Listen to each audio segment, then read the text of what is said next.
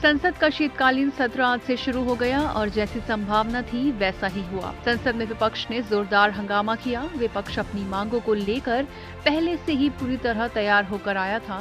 विपक्ष की मांगों में कृषि कानून, महंगाई, एमएसपी, बेरोजगारी, पेगासस और चीनी घुसपैठ शामिल हैं। इसमें विपक्ष की लिस्ट में सबसे ऊपर एमएसपी का मुद्दा रहा, जिसको लेकर कांग्रेस ने राहुल गांधी की अगुवाई में संसद की कार्यवाही शुरू होने से पहले संसद के अंदर और बाहर जोरदार हंगामा किया, जिसके कारण संसद की कार्यवाही को 12 बजे तक के लिए स्थगित करना पड़ा। संसद की कार्यवाही 12 बजे दोबारा शुरू होते ही केंद्रीय कृषि मंत्री नरेंद्र सिंह तोमर ने कृषि कानून निरसन विधेयक 2021 पेश कर दिया और कुछ ही देर बाद ही इसे पास भी करा लिया गया।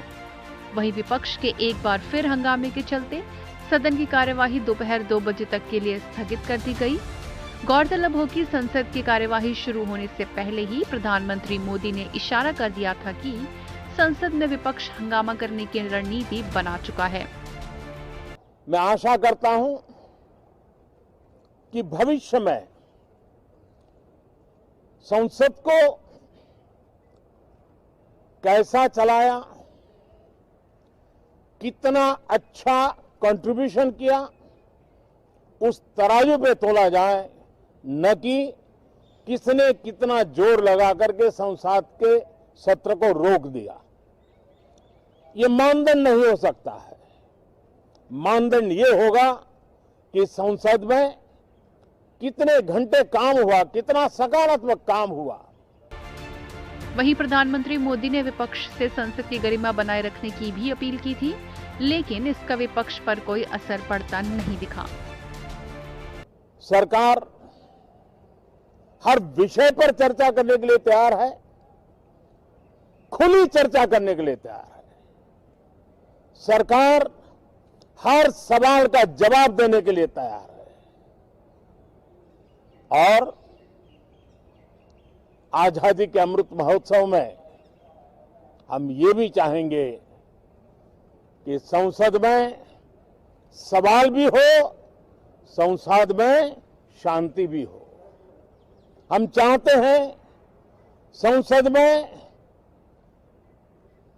सरकार के खिलाफ, सरकार की नीतियों के खिलाफ जितनी आवाज प्रखर होनी चाहिए हो, लेकिन संसद की गरिमा,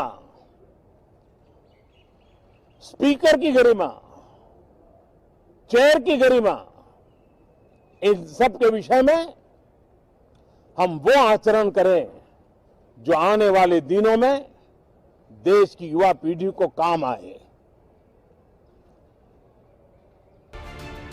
गौरतलब हो कि प्रधानमंत्री मोदी ने कुछ दिनों पहले ही तीनों कृषि कानूनों को वापस लेने का ऐलान किया था। तब से विपक्ष फ्रंट फुट पर है। पीएम मोदी के ऐलान के बाद विपक्ष को मौका मिल गया कि किसानों के समर्थन की बात कर सरकार पर दबाव बनाया जाए और सरकार की कोशिश है कि किसी तरह विपक्ष को मनाकर संसद के शीतकालीन सत्र में मुद्दों पर बातचीत कर सफल बनाया जाए।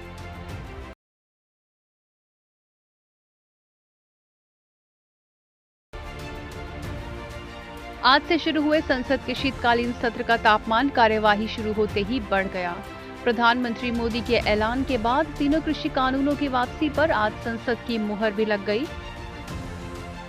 विपक्ष कृषि कानूनों के वापसी के बिल पर संसद में चर्चा की मांग पर अड़ा था, लेकिन सरकार चर्चा को तैयार नहीं हुई। विपक्ष के जोरदार हंगामे के बीच केंद्रीय कृषि मंत्री नरेंद्र सिंह तोमर लोकसभा और राज्यसभा में कृषि कानूनों की वापसी का प्रस्ताव पेश किया, जिसे पास करा दिया गया।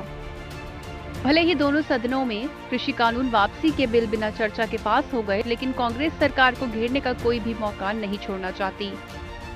इसी कड़ी में राहुल गांधी ने सरकार पर जमकर निशाना साधते हुए सरकार को पूंजीपतियों की सरकार बताया और कहा कि सरकार बहस से डरती है। मालूम था कि 3-4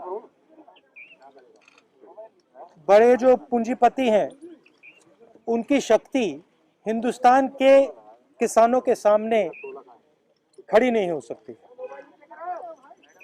और वही हुआ। जो 3 काले कानून थे, उनको अंत में रद्द करना पड़ा बिना कोई डिस्कशन। पार्लियामेंट में इसके बारे में चर्चा नहीं होने दी। यह दिखाता है कि सरकार डिस्कशन से डरती है और दिखाता है कि सरकार जानती है कि उन्होंने गलत काम किया और सरकार डरती है। बीजेपी ने संसद में चर्चा नहीं होने पर कहा कि जब प्रधानमंत्री ने देश से माफी मांग ली है और संसद में कृषि कानूनों का वापस ले लिया गया है तो चर्चा करने की क्या जरूरत। इस पर राहुल गांधी ने तंज करते हुए संसद को ही बंद करने की बात कह दी। तो फिर संसद की क्या जरूरत है, इसको बंद कर देते हैं, बंद ही कर दो। फिर प्राइम मिनिस्टर को जो कहना है कह दें, जो कानून बनाने बना दें, तो इसका क्या मतलब है, बंद ही कर लो। नहीं, आपने कहा कि प्रधानमंत्री ने माफी मांगी, इसका मतलब प्रधानमंत्री ने ये एक्सेप्ट किया कि उनकी गलती के कारण से 700 लोग मारे गए, उनकी गलती के कारण से ये जो पूरा आंदोलन हुआ है। तो फिर अगर उन्होंने गलती एक्सेप्ट कर ली है तो फिर कॉम्पनसेशन देना तो पड़ेगा। बता दें, शीतकालीन सत्र में हुए हंगामे करने वाले 12 सांसदों को राज्यसभा से निलंबित कर दिया गया है, लेकिन विपक्ष का मूड देखते हुए यह कहना गलत नहीं होगा कि संसद के शीतकालीन सत्र को सुचारू रूप से चलाना सरकार के गले की फांस बन सकता है। INS report.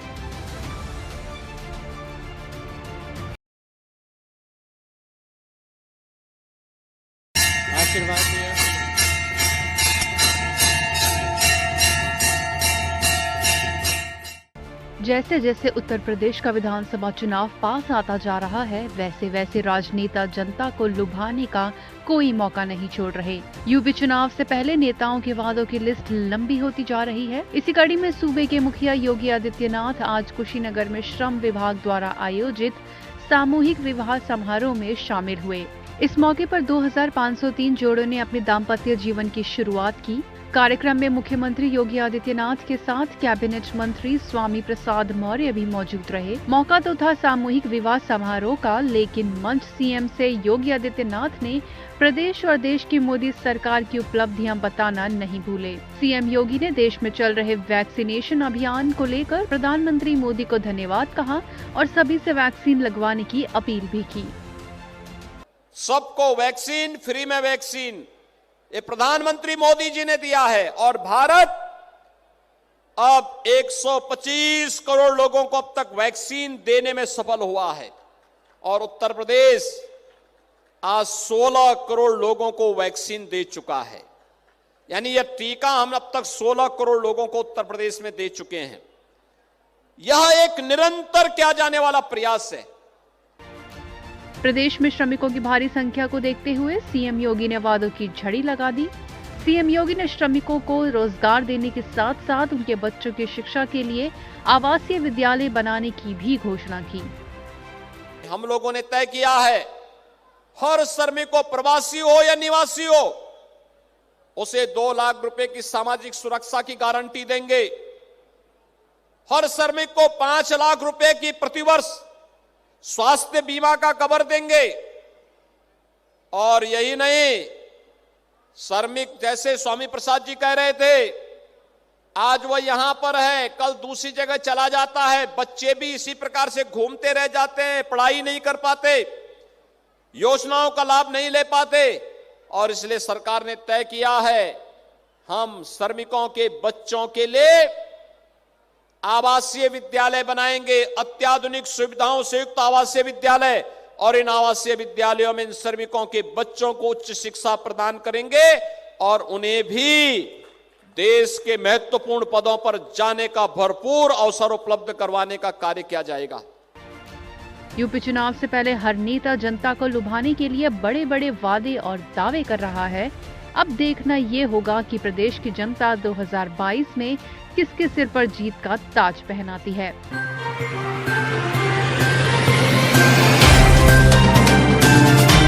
Subscribe now and press the bell icon.